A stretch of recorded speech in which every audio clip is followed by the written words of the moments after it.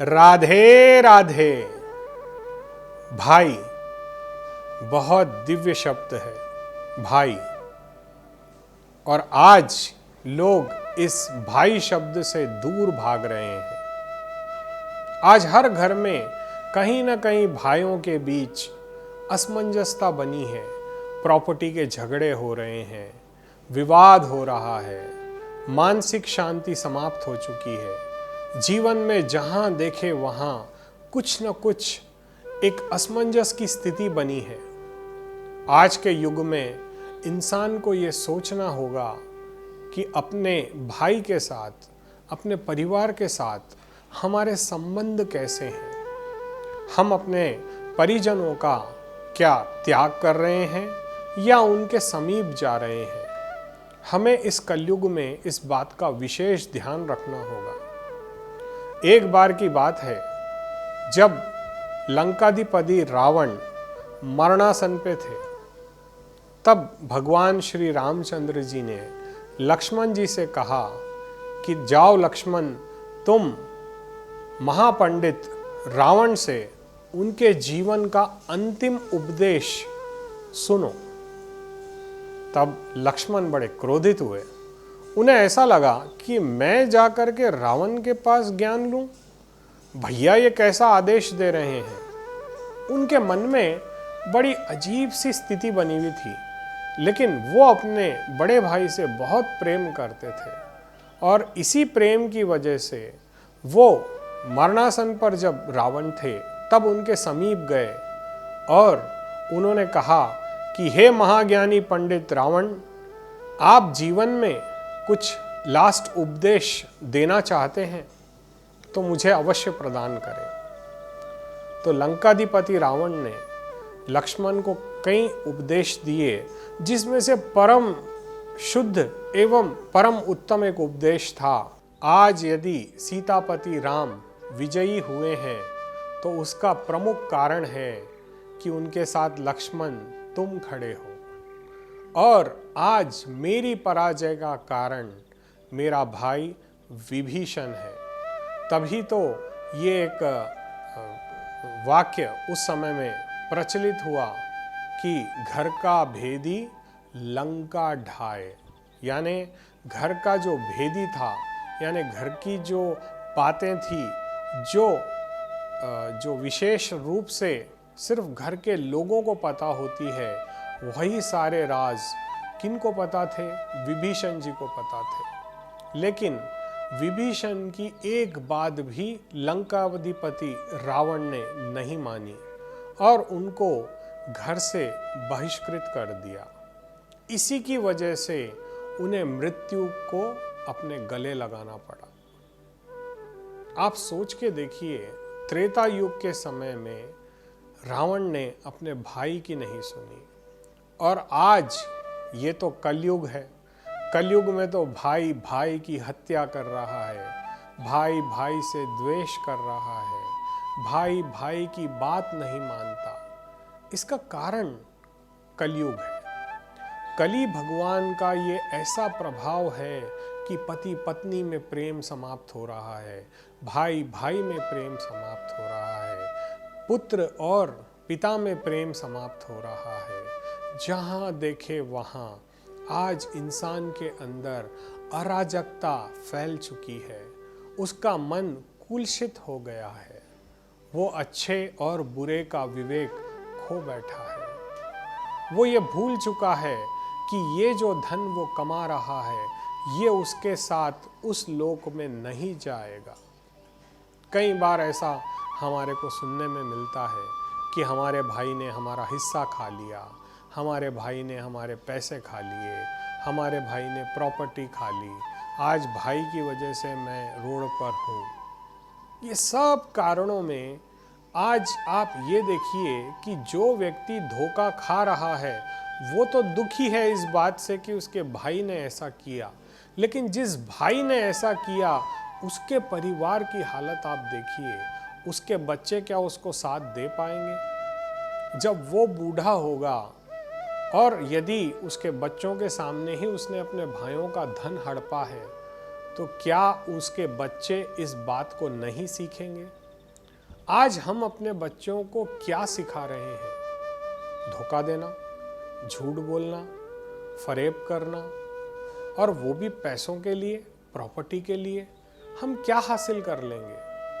अगर मान लीजिए आपके पास ये सारा संसार भी आ जाए, क्योंकि एक कथा आती है जिसमें अलेक्जेंडर जब इस दुनिया से जा रहा था, तब उसके राज्य वैद्य ने उसे कहा कि अलेक्जेंडर, तुम चंद घंटों के मेहमान हो। तब उसने कहा कि मैं अपनी आधी संपत्ति, ये दुनिया का आधा राज्य आपको प्रदान कर दूंगा, मुझे केवल 2 घड़ी की जिंदगी और दिला दीजिए। तब उनके राजवैद्य ने कहा यह संभव नहीं है। तब उसने कहा कि मैं अपनी सारी संपत्ति दे दूंगा। तो देखिए, जीवन में जिस संपत्ति को प्राप्त करने के लिए उसने अनेकों युद्ध किए, जबरदस्ती लोगों का धन हथियाया, जबरदस्ती लोगों की हत्याएं की, और न जाने कितने राज्य उसने उजाड़ दिए, न जाने कितने लोगों की बद्दुआ उसे प्राप्त हुई होगी, परंतु क्या उसे सुख शांति प्रदान हुई? आप ऐसे अनेक लोगों को देख सकते हैं, जैसे हिटलर हुए, ऐसे कई लोग हुए जिनका नाम शायद मैं ले पाऊं या न ले पाऊं, परंतु उन्होंने क्या पाया? केवल मृत्यु पाई। क्योंकि इस मृत्यु लोक में यदि कोई बात सत्य है तो वो केवल मृत्यु सत्य है, और दूसरा सत्य है परमात्मा।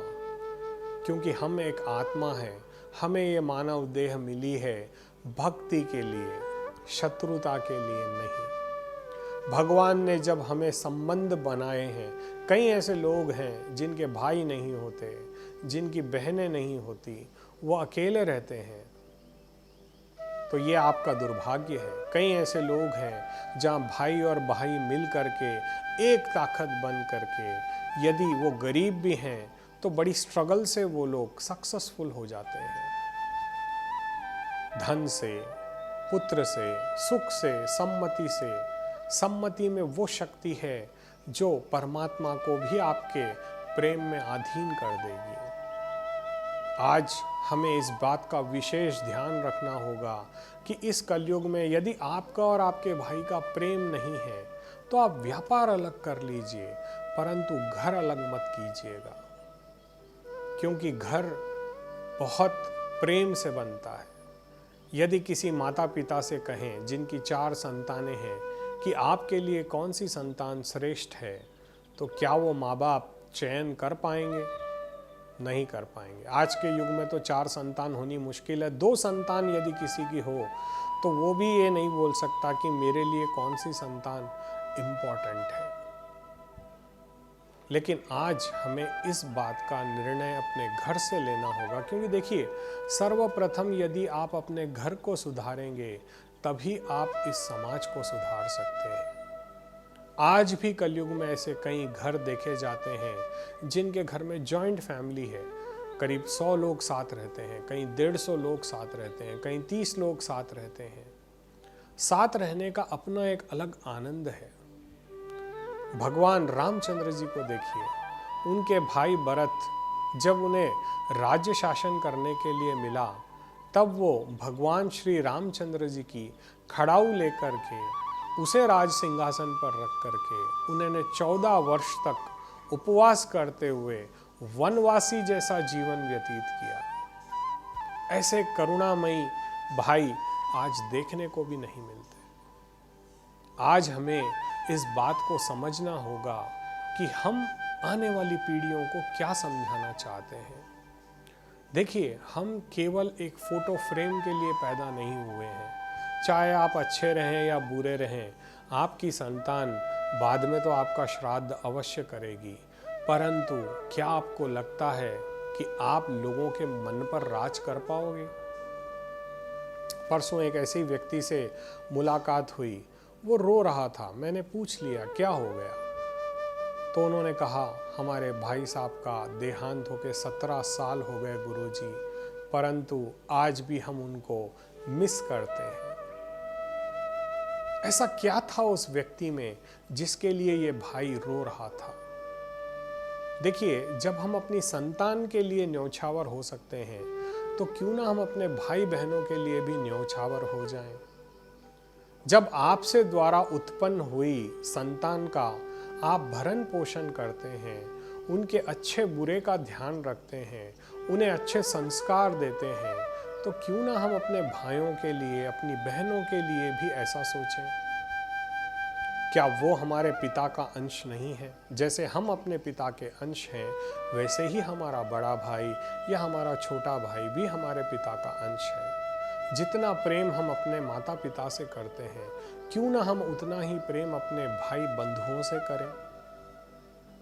देखिए, पैसा सब कुछ नहीं होता, ये आप भी जानते हैं और हम भी जानते हैं, और बड़े बड़े ऋषि मुनियों ने, साधु संतों ने इसके ऊपर बहुत सारे दिव्य प्रवचन दिए हैं। मैं तो एक अदना सा बालक हूँ।